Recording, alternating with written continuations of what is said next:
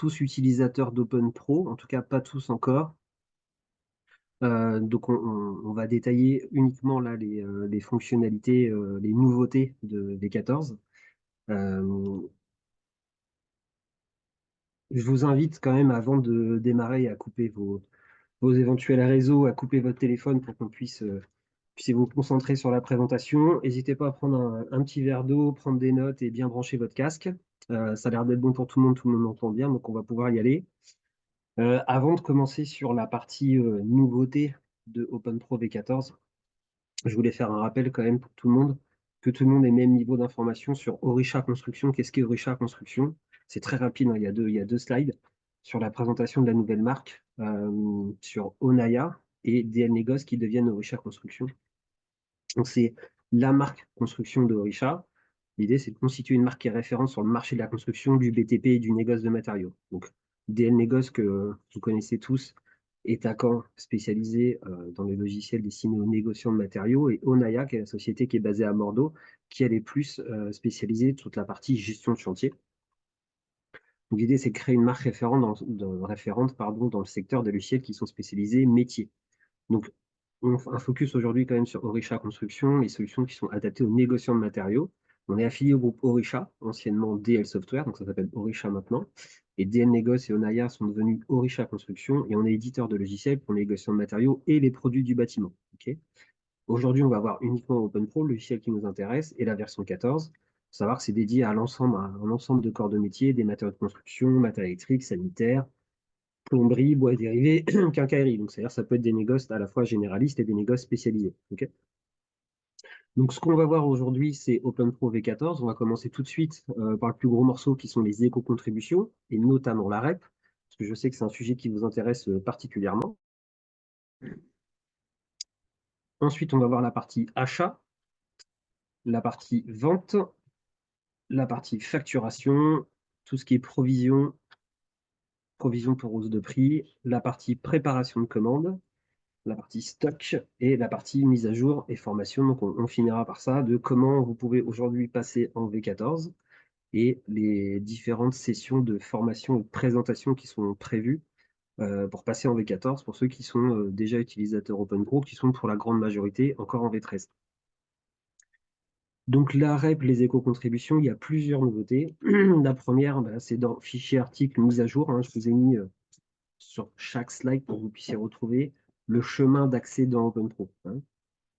Donc là, ici, pour accéder à la mise à jour des éco-contributions, c'est ici. Donc on est bien dans l'onglet maintenant, c'est l'onglet tarifs pour accéder à la mise à jour. Et on a l'affichage total en bas d'écran sur le montant total de l'éco-contribution. Okay, donc là, je suis dans une fiche article. Il faut aller dans la partie tarifs. Il y a un sous-menu qui apparaît ici dans la partie information qui est éco-contribution. Et on a le montant total en fin d'écran. Donc ça, c'est pour y accéder depuis une fiche article. On a la possibilité aujourd'hui d'avoir jusqu'à 4 éco-contributions. Hein. Vous retrouvez un écran ici que vous connaissez déjà en V13 pour la partie gestion de l'éco-contribution. Donc là, ici, avec la liste déroulante à l'achat, à la vente, uniquement à l'achat ou uniquement à la vente. Avec, pareil, hein, des codes à l'achat, des codes à la vente et le mode d'application qui est selon le barème de l'éco-organisme ou selon un montant fixe. Okay. Et puis après, pareil, hein, le mode de calcul et les quantités. Donc, on peut avoir jusqu'à 4 éco-contributions. Ici, vous voyez, j'en ai jusqu'à 4. J'en ai 3 qui sont renseignés pour mon article. Là, ici, c'est un ensemble de meubles vasques. J'ai, par exemple, si j'ai de la D3E et de l'écomobilier. Donc maintenant, les éco-contributions en V14, elles sont mémorisées avec le tarif. Toujours au même endroit, côté taxes, donc fichier paramètres dépôt taxes. L'écran, il n'a pas changé, c'est toujours dans le menu taxes. Si ce n'est que maintenant, on peut ajouter des types d'éco-contributions. Donc là, ce n'est pas limité en termes de type d'éco-contribution, mais on peut en mettre, comme je l'ai dit juste avant, que jusqu'à 4 dans un seul article. Okay, donc là, ici, j'ai tous les types d'éco-contributions. Donc j'ai de la D3E, du PMCB, de la BJ. Voilà. Donc, la différence avec un écran que vous pouvez avoir aujourd'hui en V13, dans le paramètre dépôt taxe, c'est que les éco-contributions sont typées pour pouvoir s'y repérer. Vous allez voir par la suite que ça va être très important de pouvoir typer les éco-contributions. En saisie des achats, comment ça se passe? Eh ben, Ici, là, je suis sur une commande d'achat. Je suis dans l'onglet article et je vois ici que je suis selon un montant fixe. Donc là, on mémorise le mode d'application. Donc si c'est un montant fixe, le prix d'achat de la ligne il correspond au montant total de l'éco-contribution qui est dû pour l'article. Ici, je vois à côté d'informations générales, j'ai un nouvel onglet qui s'appelle éco-contribution. Donc là, j'en ai un qui est en montant fixe. Et pour l'exemple, ici, sur mon pool, je suis à 20 centimes. Ça ressemble à ça. Quand je suis côté saisie d'un article, j'ai bien mon ampoule et j'ai bien mon écotaxe. Donc là, je vois ici, j'ai 5 en quantité, multiplié par mes 20 centimes, je suis bien à 1 euro d'écotaxe. OK. Bon, je vous ai donné un exemple simple, avec une seule ligne d'article et une seule écotaxe. Mais c'est juste pour que vous voyez à quoi ça ressemble côté saisie achat au niveau de l'onglet article. Ça, c'est le côté achat. Côté vente, eh ben, on a la même chose. On a aussi un nouvel onglet qui s'appelle éco-contribution, où là, je suis toujours sur mon exemple de meuble basque, on affiche le détail des éco-contributions qui sont appliquées et on affiche le prix total des éco-contributions sur la ligne. Donc là, ici, je suis la même chose que côté achat sur dans l'onglet éco-contribution. Là, ici, j'en ai 3. Et quand je suis en saisie d'article ici, là, je peux le voir, j'ai toujours ma colonne qui s'appelle prix de vente hors taxe éco-contribution. Donc là, le calcul, c'est le même, hein. Je suis sur mon ensemble de meubles vasques. Dans l'onglet éco-contribution, je suis allé récupérer 3 éco-contributions. Ici, 10 centimes, 9 centimes, 4 euros. Et en fait, là, ce qu'il va faire, c'est qu'il va m'afficher le total. Je suis bien à 4,19 pour l'ensemble de mes éco-contributions. Donc, on affiche le prix total des éco-contributions qui sont appliquées sur la ligne. Okay. Là, pareil, hein, je vais vous donner un exemple simple avec un seul article et mon total dans ma colonne. Okay. Ensuite, toujours en saisie des ventes, et ben, quand je suis à la fin de la saisie des ventes, tout en bas ici, là, maintenant j'ai un bouton qui permet d'accéder au détail du calcul des totaux du document. Okay.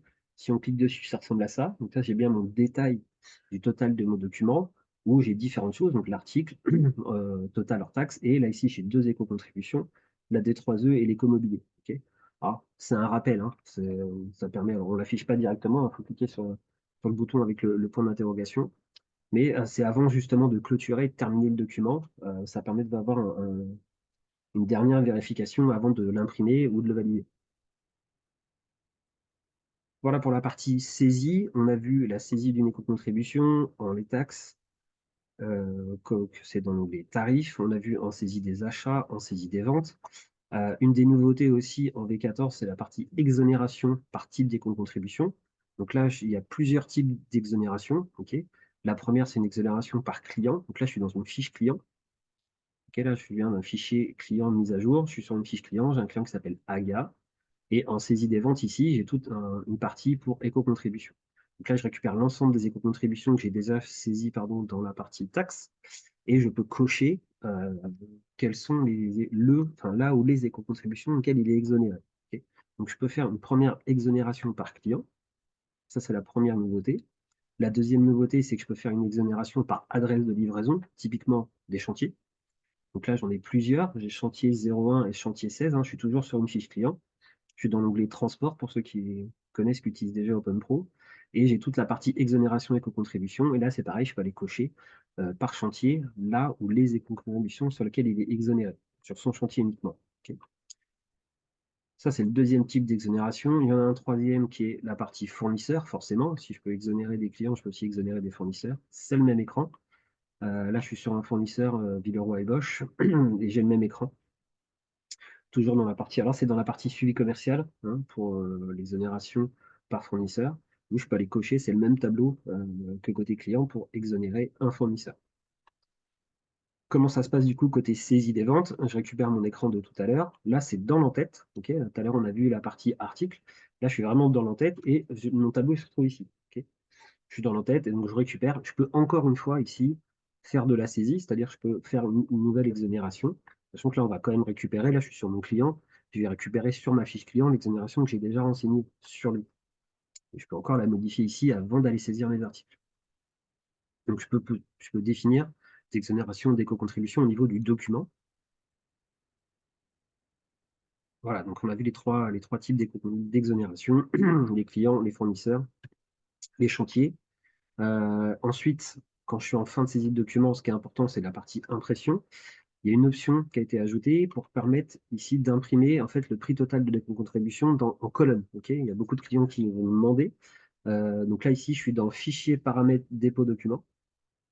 Dans les options, ici, il faut d'abord que je clique sur mon dépôt, sur mon dépôt 00 ici. Dans mes options, je peux imprimer ici en mettant éco-contribution ici et éco-contribution ici. Donc là, je suis impression en achat et en vente. Ok, ça va me faire une chose, c'est de la mise en forme. Donc, je vous montre le résultat. Ici, ça, c'est la partie impression standard en ligne, c'est-à-dire qui existe si vous n'allez pas toucher aux paramètres.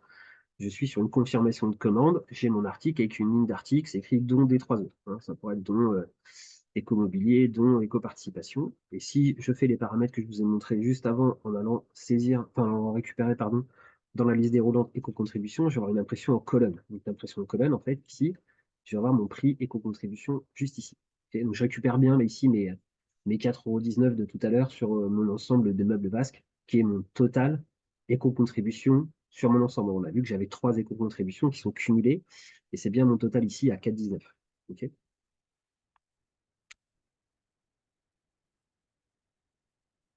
Une dernière nouveauté, c'est l'impression totale en TTC des éco-contributions. Là, je suis dans impression. Là, il y a plusieurs groupements qui nous ont demandé. C'est ne plus afficher l'éco-contribution à la ligne, mais avoir uniquement un total en pied de page. Ok. Donc ça va être disponible aussi en V14. Alors, une subtilité quand même sur cette partie-là.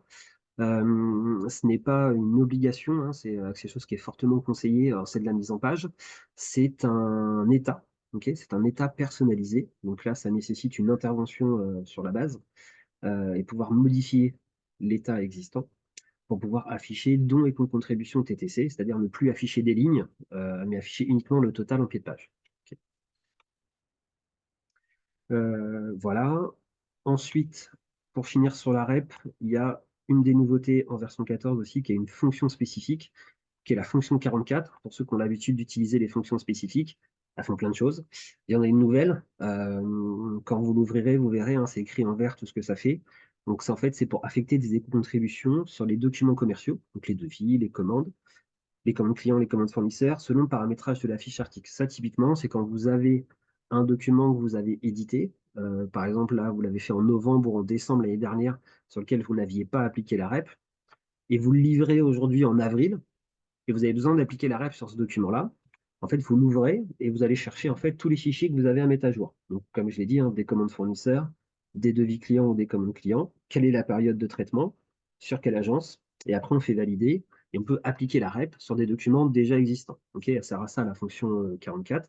Alors, je sais qu'il y en a aussi plusieurs d'entre vous qui n'ont pas encore mis en place la REP. Vous savez peut-être quand même qu'au 1er mai, il y a plusieurs éco-organismes qui vont changer leur barème.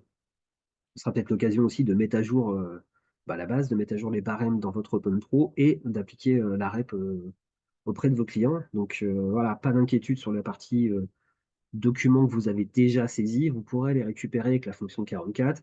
On peut prendre par exemple, si vous ne l'avez pas du tout mis en place sur 2023, du 1er janvier au 31 décembre, et on applique la REP sur toutes les commandes, enfin ou tous les devis qu'on va devoir valider et ensuite livrer. Ok. Voilà ce que j'avais à vous montrer sur la partie REP. J'espère que j'ai perdu personne. N'hésitez pas quand même à poser des questions dans le chat, on y répondra en fin de présentation, mais vous pouvez les poser au fur et à mesure de la présentation. Ensuite, concernant la partie achat, dans les propositions de commande, là je suis dans achat, réapprovisionnement, proposition de commande, j'ajoute des articles. Une des nouveautés, en fait, c'est lorsque je fais une demande d'ajout d'un article, mais proposer un filtre en fait, qui permet d'obtenir dans les résultats de recherche uniquement les articles du fournisseur qui sont en cours. Okay. Maintenant, on peut rechercher un article dont le fournisseur principal n'est pas le fournisseur en cours. Okay. Typiquement, là, là, j'ai une prise de courant chez Legrand, mais je peux avoir un ou plusieurs autres fournisseurs. Donc, c'est une des nouveautés dans la proposition de commande lorsque je vais ajouter des articles, d'aller chercher des articles qui ne sont pas du fournisseur principal, simplement en décochant la case. Par défaut, c'est coché quand vous l'ouvrez. C'est-à-dire que par défaut, il va vous sortir uniquement les articles de la gamme qui ont été vendus les 12 derniers mois et du fournisseur, qui est le fournisseur principal qui est renseigné dans la fiche article. Maintenant, je peux, avec ce nouveau bouton, décocher la partie fournisseur et aller chercher un autre fournisseur que le fournisseur principal. Ça, c'est la première nouveauté. Et ensuite, toujours sur la partie réapprovisionnement, mais là, côté approvisionnement automatique, on peut faire des approvisionnements automatiques depuis une autre agence. Donc là, typiquement, je suis un fournisseur pour les productions de commandes. Je peux aller chercher un autre fournisseur et un autre dépôt. Ça, c'est pour les clients qui fonctionnent avec des centrales, typiquement. C'est-à-dire qu'en fait, j'ai un seul dépôt, considéré comme une centrale qui passe ses achats pour tout le monde, hein. Pour ceux qui utilisent déjà ce mode de fonctionnement en centrale, ils voient très bien de quoi je parle. J'ai un seul dépôt qui passe les commandes pour tout le monde. Ok. Donc là, on a ajouté la possibilité d'indiquer un fournisseur de réapprovisionnement qui est différent du fournisseur actif pour les propositions de commandes. Ok. Donc ça permet en fait juste d'indiquer le fournisseur qui correspond à la centrale d'achat. Ok. Donc c'est ici que ça se fait. Donc là, je suis dans le fichier article mise à jour. Je suis dans la partie stock, réapprovisionnement.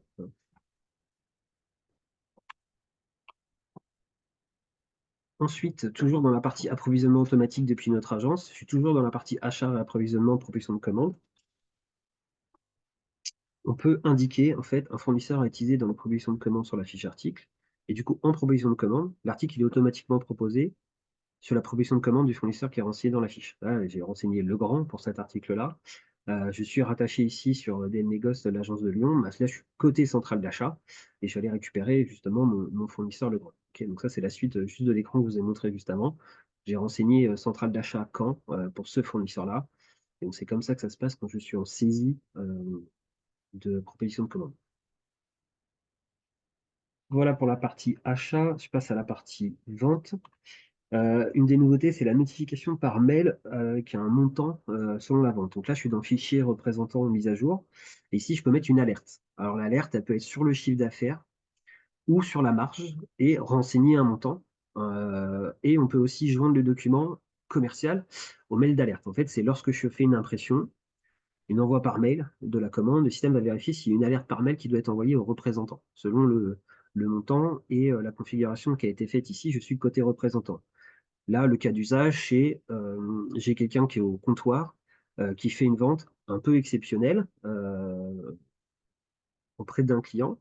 Et on veut que le commercial, le représentant commercial de ce client-là, soit alerté que son client est venu au dépôt et qu'il a passé une grosse commande. Ok. Donc là, typiquement, on fait comme ça, hein, j'ai une alerte mail. Là, ici, j'ai paramétré si mon chiffre d'affaires est supérieur à 5 000 euros. C'est une commande un peu exceptionnelle chez nous. Quand je vais être en saisie, juste ici, d'un document, et ben, au moment où je vais faire imprimer, donc là, je suis en fin de saisie d'un document d'une commande client, ben, ça va alerter le représentant commercial du client pour lui dire que son client vient de faire une commande exceptionnelle. Et on peut même lui joindre le document par email pour qu'il puisse voir quelle commande il a passé, quels sont les articles qu'il a achetés. OK. Ensuite, une des nouveautés, c'est la création de conditions tarifaires à partir des DI. Alors, il y a déjà une partie qui existait aujourd'hui en V13, elle a été améliorée et complétée. Là, ici, je suis en saisie d'un devis. Je peux choisir le type de condition client. Là, je génère une condition tarifaire à partir d'un DI. Je peux aller chercher applicable à tous mes clients, un seul client en particulier, une catégorie de clients, un groupe tarifaire ou par code NAF. Ok. Donc là, pour ceux qui utilisent déjà la partie conditions tarifaires, c'est pas une nouveauté. La vraie nouveauté, c'est de le faire à partir d'un devis, ce qui était faisable jusqu'à aujourd'hui que uniquement à partir des commandes. Ok. Je ne reviens pas en détail sur la partie conditions tarifaires. Ensuite, une des nouveautés aussi sur la partie vente en saisie des ventes, c'est les articles de substitution sur devis. Bon, ça nécessite d'avoir renseigné au niveau de la fiche article quel est mon article de substitution. Mais là, je le vois. Là, j'essaye d'aller récupérer un article avec un caniveau bas. Et il me dit que la quantité est inférieure au stock disponible actuel. Et le système me propose automatiquement un article de substitution. Et il me dit, voulez-vous le remplacer par un autre article? Alors, ce n'est pas un message qui est bloquant. Hein, vous l'avez vu, c'est un point d'interrogation. Donc, il me demande juste si je veux remplacer par un autre article. Donc là, voilà, encore une fois, ça nécessite d'avoir paramétré dans sa fiche article un article de substitution. Mais on peut le faire directement en saisie d'un billet.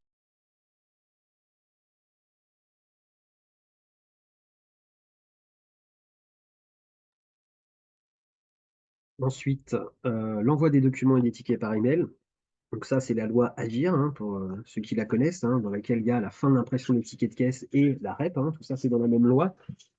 On a pris en compte cette partie-là. C'est côté client.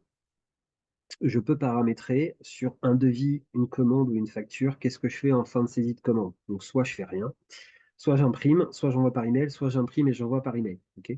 Bon, ça devait être en place au 1er janvier, ça a été repoussé encore.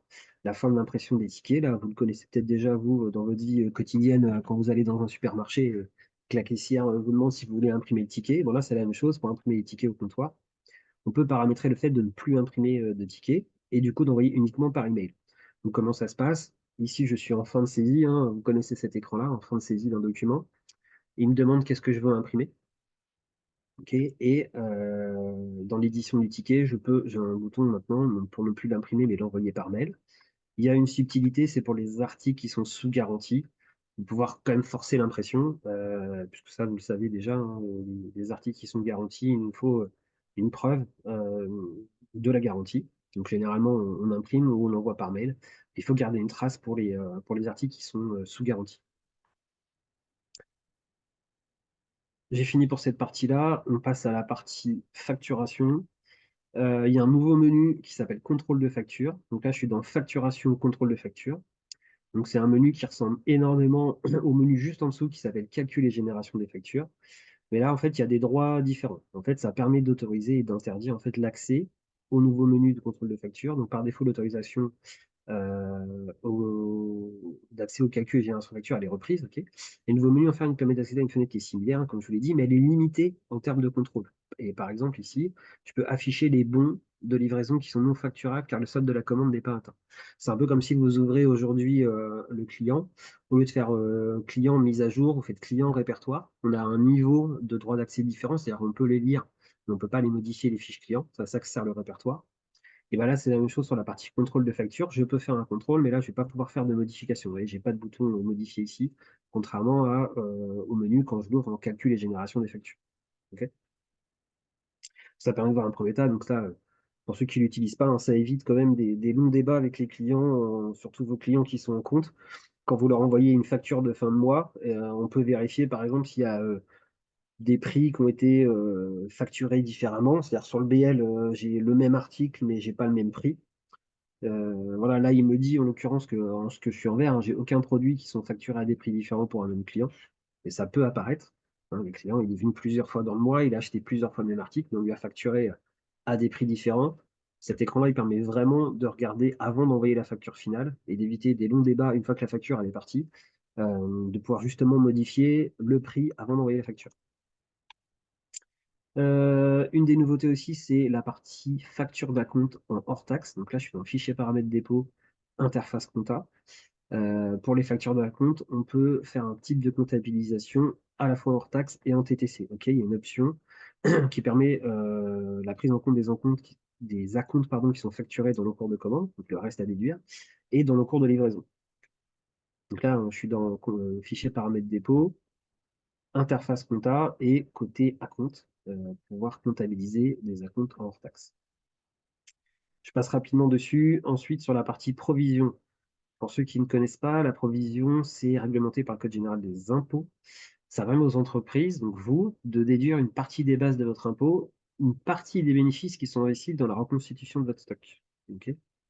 Euh, donc c'est pour vocation aussi aujourd'hui, vous, de pouvoir déduire ça de vos impôts. Donc il faut qu'OpenPro puisse se gérer. On a beaucoup de clients qui nous ont demandé.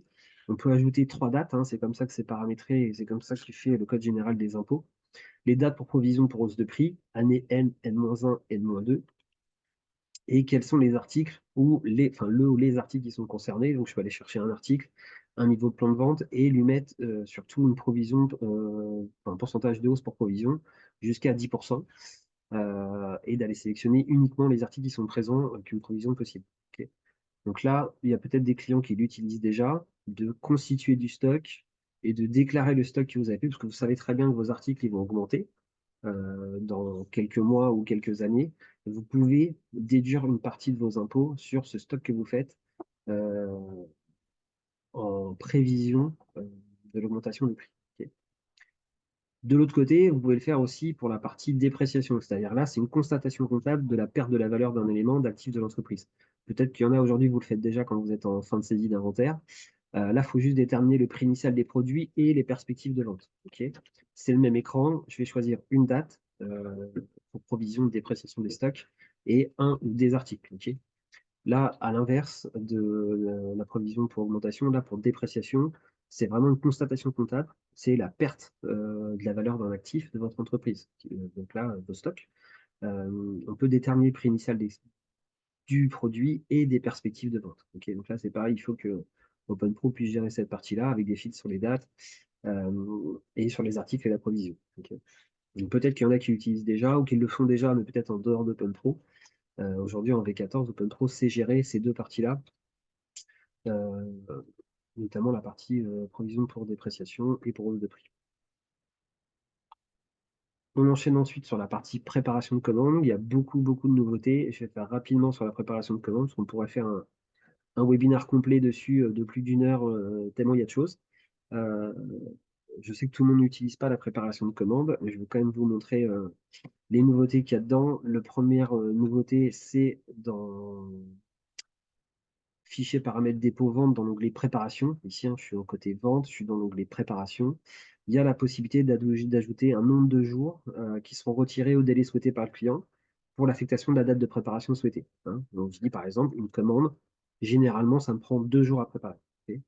Et aussi la prise en compte des jours ouvrables ou non. Donc là, je prends en compte ou non les samedis et les dimanches lors du calcul de la date de préparation.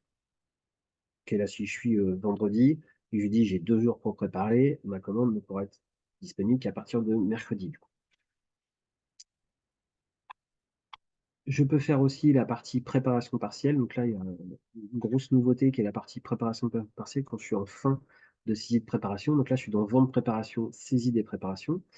Ici, je suis en saisie des préparations. J'ai 6 articles qui sont en cours de préparation. Et il me dit, il y a des lignes à valider qui ne sont préparées que partiellement, qui sont non préparées. Et partiellement, c'est-à-dire que j'ai un collègue qui a commencé la préparation, il ne l'a pas terminée. Ou ça peut être moi qui l'ai commencé, je n'ai pas eu le temps de la terminer. Et le système va me demander ce que je veux faire en fin de saisie de préparation. La première, c'est soit je veux conserver le solde en préparation et livrer la quantité préparée, soit je conserve le solde en préparation, j'attends la fin de la préparation pour le livrer, ou je remets le solde en commande et j'annule le reste à préparer. Ça, c'est un choix de gestion. Là, c'est en fonction de chaque entreprise. Nous, enfin, OpenPro vous laisse le choix en fin de saisie de préparation de qu'est-ce que vous voulez faire du reste à préparer. Du coup, quand je suis dans la partie terminer les préparations, ce que je peux faire aussi, une des grosses nouveautés, c'est de regrouper les préparations. Ça implique deux choses. Alors, je reviens juste sur l'écran, juste avant. Là, ici, je suis en vente, préparation, terminer les préparations. J'ai fini de faire ma saisie d'écran que j'avais juste avant. J'ai tout pris en charge, j'ai tout saisi. Je suis dans la partie terminer les préparations. Donc là, je suis dans la partie étiquetage et livraison. Je peux aller chercher pour un même client, si c'est la même tournée, ce sont les deux critères, il faut que ce soit le même client et la même tournée, regrouper. Okay, ça, c'est une grosse demande qui a été faite. Regrouper les préparations quand elles concernent la même commande et la même tournée. Elles sont groupées et les préparations qui sont groupées, elles passent en statut annulé pour pouvoir conserver l'historique. Là, j'ai une seule préparation. Ici, là, je vois mon délai de préparation. J'ai un seul, en l'occurrence, ici, j'ai qu'un seul préparateur. Et je regroupe ici la partie validation des préparations. C'est mon même client, pardon, c'est mon même client, c'est ma même tournée, et j'ai bien le bouton regrouper ici. Okay. Du coup, j'enchaîne sur la partie stock qui est liée à ça, pour ceux qui utilisent. Dans l'affichage, je peux afficher du coup le stock hors préparation, quand je suis en vente, saisie des ventes. Alors ici, c'est une infobulle. Quand je passe ici ma souris sur le stock, il va m'afficher le stock hors préparation. Bon, avec l'infobulle, on permet de voir en fait le type de stock qui est affiché. Je passe rapidement dessus, c'est juste une infobulle. Ce qui est plus important quand même, c'est la partie vente, saisie des ventes dans l'écran de stock, ici. Là, je suis toujours côté article, l'écran qu'on a vu tout à l'heure, mais je suis côté stock. On affiche deux choses, le stock hors préparation et ce qui est en commande client. Et on affiche ici aussi en forme de tableau. Donc là, on affiche la quantité en commande client totale. Donc ça inclut les commandes qui sont en préparation. Et le stock hors préparation, donc c'est stock physique, les quantités en préparation, à la place de la quantité en préparation. Okay. Donc ça, c'est bien évidemment, ça nécessite que vous ayez activé la préparation de commande. Si vous ne l'avez pas d'activé sur votre base, vous ne les verrez pas ces champs-là. Ça ne va pas vous concerner. Toujours sur l'affichage du stock hors préparation, j'ai la même chose ici. En saisie des ventes, quand je vais chercher un article, il va me donner qu'est-ce qui est en commande client et qu'est-ce qui est hors préparation. Donc ici, je suis dans l'onglet stock. Et pour terminer, en consultation de tarifs, je peux avoir aussi le stock hors préparation. Donc ça, c'est un écran que vous utilisez tous dans tarif, consultation de tarifs.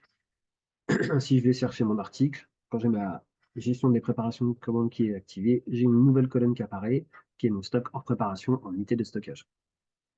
Ok. Là, je vois bien, là, je dois en avoir un en préparation parce que j'ai en stock ici 2398 et hors prépa, je suis à 2397, donc je dois avoir mon pool qui est en cours de préparation. Voilà ce que j'avais à vous présenter pour la V14. On a tenu le timing, il est 10h32. Je finis juste sur la partie mise à jour et formation. La mise à jour de l'environnement, une des nouveautés aussi un peu fonctionnelles et techniques de la V14, c'est la mise à jour automatique des patchs et des correctifs. Alors, pas aujourd'hui, hein, pas pour la V14, mais à partir de la V14, c'est-à-dire quand vous aurez besoin de passer des patchs ou même après de passer en V15, quand la V15 sera disponible. Tout ce qui est correctif et mise à jour, quand le support vous dit voilà, on a résolu votre ticket, il est disponible dans telle version, vous aurez un message pour installer cette version-là. Par défaut, elle est planifiée et installée à partir de 22h le mardi, le mercredi et le jeudi. Alors, vous avez la main, bien évidemment, pour annuler cette mise à jour ou en tout cas la replanifier. Mais vous n'avez pas besoin d'attendre, entre guillemets, aujourd'hui, peut-être la mise à disposition par le service technique ou par le support de la version et de votre correctif. Quand vous serez en V14, que vous aurez besoin d'une correction et qu'elle sera disponible, on vous planifiera. Alors, c'est des services Windows qui tournent la nuit, hein, c'est pour ça qu'on commence à partir de 22h pour pouvoir passer ces patchs et ces correctifs. Alors, il y a plusieurs choses quand même. Je vous l'ai mis un deuxième disclaimer pour finir cette présentation. Ça nécessite que l'espace disque qui soit suffisant, donc on ait la place pour l'installer, que tous les utilisateurs soient déconnectés, forcément. Quand vous partez le soir à 22h, tout le monde ait coupé son PC et que ce soit déconnecté d'OpenPro. On fait un dump de la base pour ceux à qui ça parle. Et on vérifie s'il n'y a pas un OpenPro mobile et un OpenPro table qui sont branchés dessus. Ok. Donc, c'est une des nouveautés. On vous propose de faire la mise à jour. Vous n'êtes pas obligé de la faire. Vous pouvez la planifier ou vous pouvez demander au service technique de la faire aussi à votre place. Ok. Et voilà, forcément, quand on fait mise à jour, ça nécessite d'avoir sauvegardé la base, d'avoir un espace suffisant, que tout le monde soit déconnecté. C'est mieux de le faire hors production, on appelle ça comme ça, c'est-à-dire entre midi et deux ou le soir quand tout le monde est parti. Mais vous avez la main pour le faire. Je termine cette présentation par la disponibilité de la V14 et la partie accompagnement. On fait des présentations groupées. Pour ceux qui l'avaient déjà fait en V13, on avait fait ça en 2022 avec Edwige. On fait là ici les mêmes sessions. Donc il y a plusieurs sessions qui sont planifiées, le 14 mai, le 11 juin et le 17 septembre. Donc c'est la même session, hein. Contrairement à la V13, on a fait 5 sessions de présentation groupées où il y avait beaucoup de choses à voir. Là, on fait tout en une seule session. C'est une session d'à peu près 1h30. On a fait 3 dates pour l'instant, 14 mai, 11 juin, 17 septembre. Vous pouvez vous y inscrire. Vos commerciaux et vos assistantes commerciales préférées vous contacteront de toute façon dans les prochains jours pour savoir si ça vous intéresse et si vous voulez vous inscrire à l'une de ces sessions. Et on fait bien évidemment aussi de la formation individuelle, ça c'est logique. Donc là, c'est vraiment sur mesure, où là, celles-là sont éligibles auprès de vos OPCO pour pouvoir être prises en charge, où là, on fait des formations individuelles, soit sur la V14, soit sur un sujet en particulier. On peut faire 2 heures sur la REP, on peut faire 2 heures sur la préparation de commandes, on peut faire 2 heures sur la CRM ou le SAV. Là, c'est vraiment au choix, c'est vraiment individuel. Voilà ce que j'avais à vous présenter aujourd'hui. Je vais aller voir et je vois qu'il y a déjà des questions. Je vais essayer de les reprendre dans l'ordre et de